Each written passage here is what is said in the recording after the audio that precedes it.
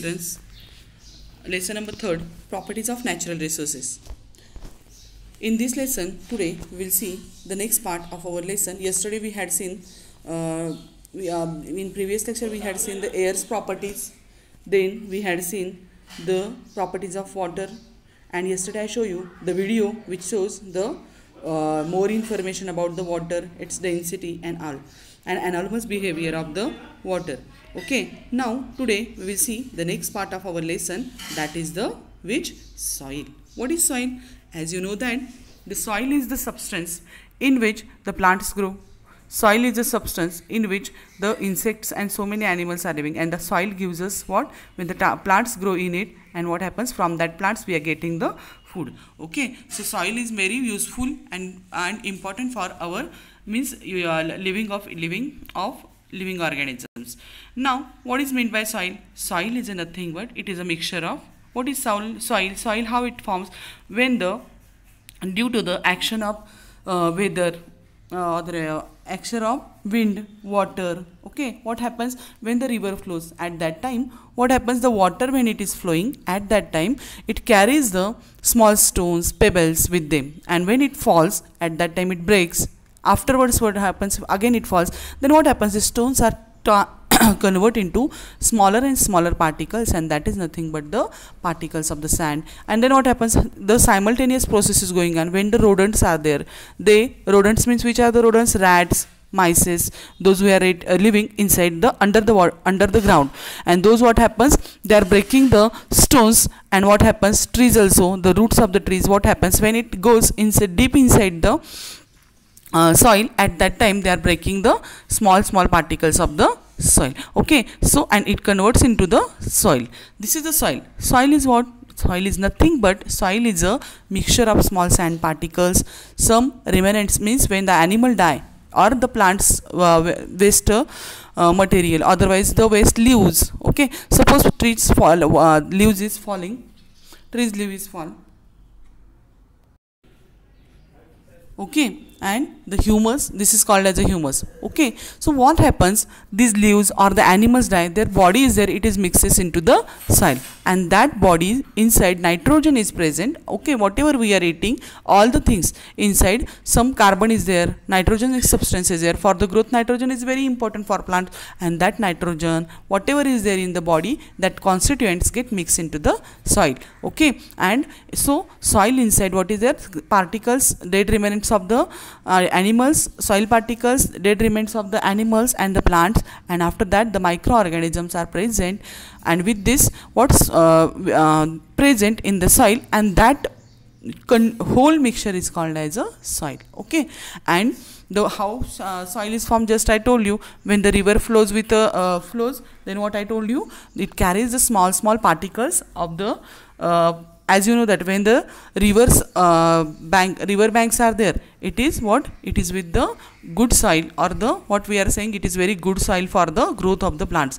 And why it is there? Because when it is moving, at that time all the minerals, all the small particles of the soil, it is carry with it, and when it settles, what happens? The soil is formed. It is very what we are calling it is that good for the growth of the plants. Okay, then this is also the reason. Then rodents I told you. Okay, then plants I told you. So because of it, what happens? The soil is formed. One more reason is that and cracks which are present in the big stone inside, what happens? Water get stored, and that because of the effect of the environment, what happens? The water freezes. Okay, in the snowy region, what happens? Water freezes. It requires more space. So what happens? It exert the pressure on the stone, and stone breaks. In this way, weathering of the stones takes place and soil is formed. And just I told you, what are the ingredients of the soil? What are the ingredients I told you? The small particles of the soil. Then afterwards some microorganisms are there, dead remains of animals and the plants is present in the ingredients of, these are the ingredients of the soil. Okay, now we will see the next point, that is the properties of soil. Okay, so which are the properties of soil? First is the color. Color is an important property of soil. Why? Because from color we can say identify that the soil is rich in which content? If red soil is there, as you know that the Mars is called as a red planet. Why? Because the soil from that region, from the Mars, is red in color. And why it is red in color? Because the iron content is more in the soil on the Mars, and that's why the soil is red in color. Means what? Iron is more important factor in it, and that's why its color is red. So from this we can understand, from color we are understanding the quality of the soil. So color is important property of soil.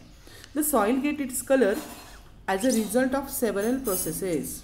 Okay, soil get its color from the several processes, and color of the soil near land surface is darker. What they told you, this color is there now. This is darker in the land surface than the color of the lower layers. Okay, suppose this, as you know that whenever you are going by train or what train, then you can see when they are breaking the that mountains, otherwise the some of the what we are saying, small hills are there, they're breaking, then we see that there are layers of the soil. They are different. Upside they're darker, then faint, some stones are there, so roots are there. We see clearly when we see the that where they are making the roads by breaking this hills. Okay, so at that place we see, you see that the color of this land is darker on the surface there. Soil may be different color. Okay, soil's color is different. As you know, black soil is there, white soil is there, afterwards then red soil is there. So these are the different colors. So here what they told you, black, red, copper color, yellow and grey. Yellow, grey also soils are present. Like grey means like a ash, this color is there. The color of soil are useful for its classification. Okay, because of color we can classify the soil into different types. Besides, they are indirectly useful indicating several properties of land. What they told you, they are indirectly useful in indicating several properties of the land. In this way, the properties of soil such as fertility, drainage of water, capacity to hold the water becomes clear from us. Okay, not only the color, what happens, the fertility means in that soil which type of a crop will grow better. Okay, otherwise suppose we want watermelon, so we want the we want the soil which is loosely packed with each other. Okay, so for that what happens, we need that type of, if we are using, instead of this soil, what if we are using the sandy soil we need for the watermelon, and if instead of this if we use another, what happens, the growth of the watermelon not takes place properly. Okay, the capacity to hold the water, you know that some soil is there, if we pour the water in the sand which is sand, then what happens, immediately when we pour the water, we collect the water, water just flow away from it. But instead of it, we take the soil, some soil, what happens, first absorb the water which we are pouring inside it, and then the water, what happens, remaining water, it comes out. Okay, now the color of the soil depends upon texture. Okay, and the organic ingredients which are present inside it, and the chemicals like iron and lime. If iron is present, the soil becomes reddish in color, and lime is present, the soil becomes white in color. Lime means what, that we are using, that in Suna we are saying to it. Okay, now here one activity is given to us. Now to understand the types of soil, we will see the activity which is given in your textbook. Now in this activity we have to take 3 measuring cylinders. What we have to take? We have to take 3 measuring cylinders. Here it is in the picture. The measuring cylinders are shown. 1, 2 and 3. 3 glass funnels. These are the funnel. This is called as a funnel. Its structure is, it is like that. It is made up of glass. Okay. And this is the funnel. So this is the funnel and it is made up of glass. Okay. And when we pour, it is working like a strainer, but it doesn't have the net here. Okay, so this is the funnel.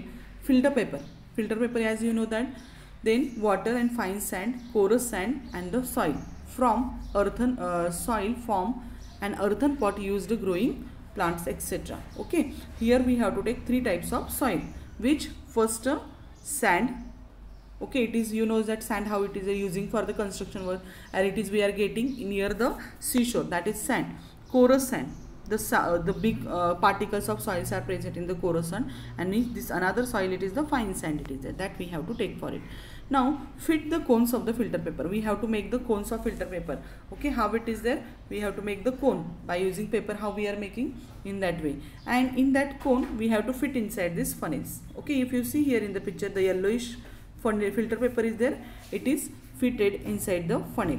Now in first funnel, fill the cones equal quantity of soil, sand, and this all sandy soil. So all we have to take. So A inside we have to take sand. Okay. Next second inside we have to put sandy soil. SANDY, sandy soil, and clay. Okay, clay we have to put inside it. Now what happens, and then afterwards we have to pour the same amount of water in the funnels. So see here, place the funnels in the measuring cylinder. Here they are placing this. Okay, when you will come in school, I will show you this experiment. Okay, so here 3 funnels we have to fit on the measuring jar, and afterwards what we have to do, pour 1 test tube of water into each of the funnel. Each inside we have to pour 1 test tube of water.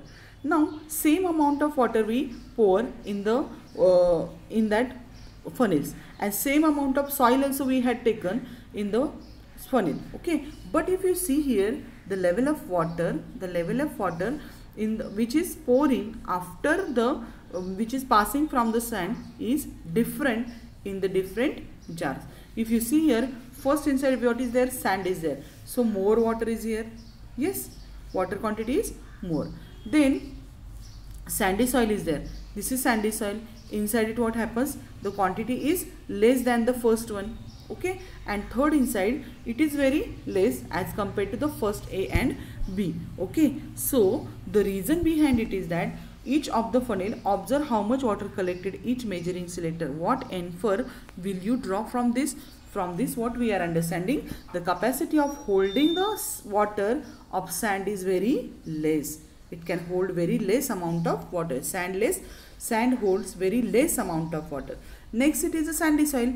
Its capacity also, what happens, it have the little capacity to hold the water. Sandy soil is there, it holds the little amount of water. And clayey soil is there, its capacity is more to hold the water. Just I told you that if you plant the watermelon in the clayey soil, then what happens, it will not grow properly. Okay, but if you instead of it, if you grow in the sandy soil, it grows properly, but it requires the that kind of a texture of soil for its growth. Okay, now this is the activity we understand to understand the water holding capacity of the soil. Next infer value from this, just I told you the sandy soil's capacity is less that of the clayey soil, and the clayey soil's capacity is more that the to hold the water. Okay, now soil texture, we will see the next point, it is the soil texture. So soil contains what is particles of different size. Okay, texture of soil is determined by the proportion of particles of various size in it. Following are the types of soil. Following is the types of soil. We will see. Now we will see the types of soil according to their texture. Depending upon the type and the amount of particles present in the soil, it is of 3 types: sandy soil, clayey soil, and loamy soil. Sandy soil is greyish-brown in color. It has large particles which allow air and water to pass through it. This soil cannot hold water. Sandy soil is found on the beaches and river banks. Clay soil is brown in color. It has very fine particles which stick together. It can hold a lot of water. Plants like rice that need lot of water grow well in this soil. Clay soil is found near the river mouths. Loamy soil is a mixture of sand, clay, and lot of humus. This soil retains some water and lets the extra water pass through completely. It is the best soil for the growth of plants. Loamy soil is found in plains and plateaus. Activity 1. Take 3 pots with holes at the bottom. Place each of them on 2 bricks. Take 3 small pieces of cotton cloth and spread them at the bottom of each pot. The holes at the bottom of pots should be completely covered. Take equal amount of sandy, clayey and loamy soils and put them in pots separately. Keep a small beaker under the hole of each pot as shown. Now, pour equal amount of water in each pot.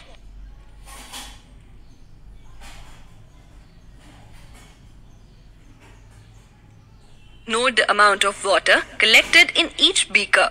Note which soil has maximum water holding capacity.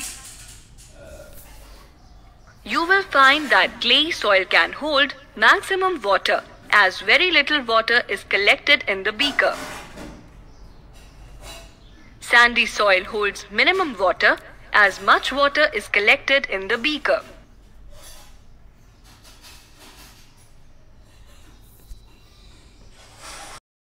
Now we will see the type of soil according to their color, and then we will move towards our lesson. Types of soil. Depending upon geographical regions, the types of soil vary in their color, texture and contents. There are 6 types of soil which are found in India. Red soil. The red color of this soil is due to the presence of iron oxide in it. It forms the topsoil along with quartz and clay particles. It has poor content of nitrogen and humus. These soils are also known as red latosol. In India, it is mainly found in the interior regions of Kerala and Tamil Nadu, southern Karnataka, Andhra Pradesh, Orissa and Madhya Pradesh. Black soil. Black soil is porous and rich in minerals and humus. This soil is rich in iron and magnesium as it is derived from basaltic rock. It is clayey in nature and is ideal for growing cotton and sugarcane. It is also known as regar. In India, it is mainly found in Maharashtra, Andhra Pradesh, Madhya Pradesh, Gujarat and some parts of Haryana and Uttar Pradesh. Alluvial soil. Alluvial soil is formed by the deposition of silt on river banks washed down from the mountains. It is loamy in texture and contains plenty of humus. This type of soil is fertile and is best suited for growing wheat, rice and sugarcane. It is commonly called khadar. In India, it is mainly found in the plains of Uttar Pradesh, Haryana, Bihar, West Bengal and the coastal regions of Orissa and Andhra Pradesh. Desert soil. Desert soil is sandy and porous and contains good amount of soluble salts. It becomes fertile when it is watered. In India, it is mainly found in Rajasthan and in some parts of Gujarat. Mountain soil. Mountain soil is very fertile but varies in contents from place to place. It has the highest humus content of all the soils in India. It is mainly found in the Himalayan region and northeastern parts of India. Laterite soil. Laterite soil is mainly found in those regions where there are heavy rains. It is good for plantation crops such as tea, coffee and coconut. In India, it is mainly found in the Western Ghats and in parts of Tamil Nadu, Andhra Pradesh, Orissa and Assam. Soils can also be classified into 3 types on the basis of the amounts of different particles. They are sandy soil, clayey soil and loamy soil. Sandy soil, having high percentage 70 to 80 of sand particles. It is highly porous and thus its water holding capacity is less. So, sandy soil is not suitable for plant growth. Clayey soil. Soil contains high percentage, 60 to 70, of clay particles and very less sand. Its porosity is very less, but the water holding capacity is high. Humus is lesser and it supports the plant. Loamy soil. Having relatively equal amount of sand, silt and clay particles. This soil is best for plant growth because it contains humus, can hold sufficient water and greater aeration. Now you saw the types of soil and you understand it, I think, better way. So first again we will see according to the texture the types of soil. So first it is the sandy soil. What is sandy soil? The portion of sand that is the large particles. You seen in the video also. It is where it is present in near the seashore, otherwise on the river banks. High sandy soil. Sandy soil has the more particles of large particles are. Water drain rapidly through the sandy soil. Okay, when we pour the water in it, the water what happens? It get drained. Means its water holding capacity is very less. It is easy to plow this soil but less fertile. Ploughing is easy but its fertility is very less, and this is because of the particles of the sandy soil is made up of silicon dioxide. Silicon dioxide means that commonly we called as a varu. These particles do not dissolve in water and therefore what happens? Soil has very little capacity to hold the water. Okay, so and less nutrients are also present inside it. Okay, this is about the sandy soil. What I told you, it is easy to plow but less fertile, and what happens? It has a silicon dioxide and so it is not rich in the humus and all. Next it is the silt soil. Silt soil, here it is the silt soil. If you see the texture of it by zooming it, you will notice that how is its structure. Okay, how is its structure? If you see, it has a small particles of soil, some plants and animals, plants material, microorganisms may be present inside it. Okay, next part is the silt soil. The particles of silt soil are medium in size. Silt soil is not plougable as sandy soil. Okay, it is difficult to plough it. However, it is much more plougable than the clayey soil. This soil contains a large proportion of organic material. What they told you, the organic material is present more quantity in this material and its capacity to supply the nutrient is very much. Okay, and what happens? This is also called as a sedimentary soil. That is about the silt soil, and it is good for the crop. This type of soil is good for the crop, that its water holding capacity and it is rich in the organic material. Next we will see the clay soil. Clay soil is very, what we are saying, sticky. Okay, this soil is very sticky, and this soil proportion of small particles is maximum. In this soil the proportion of small particles is maximum. The particles of clay soil feel smooth to touch. They are very smooth, like powder how it is there, it is like that. Clay soil has a high water holding capacity. Its water holding capacity is more than that of the sandy silt soil also. Okay, and that is why this is very, if we pour the water inside it, it becomes very sticky. Okay, the next point is why it is difficult to plough the clay soil. Why it is difficult? Tell me. The particles are very smooth, and what happens? They are very stuck to each other, so it is difficult to plough it. Next question is why is easy to plough the sandy soil? The particles are very away from each other, so from these particles easily the plough will pass away, so it is very easy to it. Particles are very separate, they are not stuck to each other. That's why. Why is the water holding capacity of silt? What is the water holding capacity of silt soil? As you know that just now told you that silt soil hold the hold the water, but in a sufficient quantity which is useful for the growth of the plants. Which soil is suitable for cultivation and why?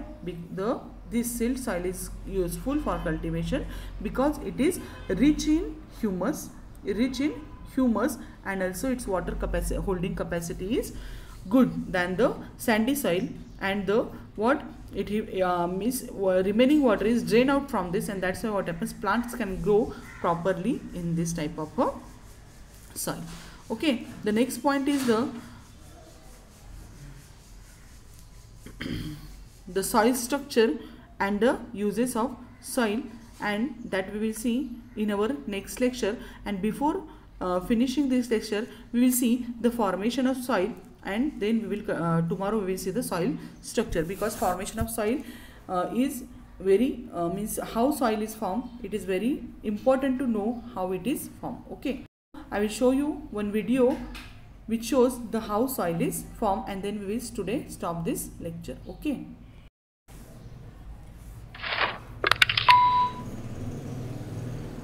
Soil formation. Let us study the process of soil formation.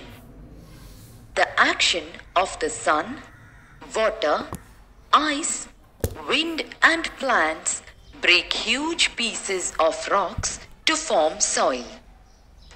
This process is known as weathering of rocks. Can you guess the process of weathering of rocks? It starts in the very beginning, when the earth's crust was made up of thick layers of rocks. These rocks were heated by the sun and cooled by the rain. Alternate heating and cooling results in the formation of cracks in the rocks. When it rains over cracked rocks, water enters the cracks. In winter, this water freezes into ice. Ice in the crevices of rocks expand and cause the rocks to break into smaller pieces. Sometimes the roots of plants enter the crevices of rocks. The roots grow and require more space for themselves, and so break up the rocks. The moving water of streams, waterfalls, and rivers also break large rocks into smaller pieces. These smaller pieces of rocks undergo various changes and finally form soil. Soil formation is a slow process, and it takes thousands of years to form a layer of soil a few centimeters in thickness. So now you saw the how soil is formed from the rocks and the stones, and now today we will stop only with this video. We will stop only here only, and next part of the lesson we will take in our next lecture. So okay, thank you.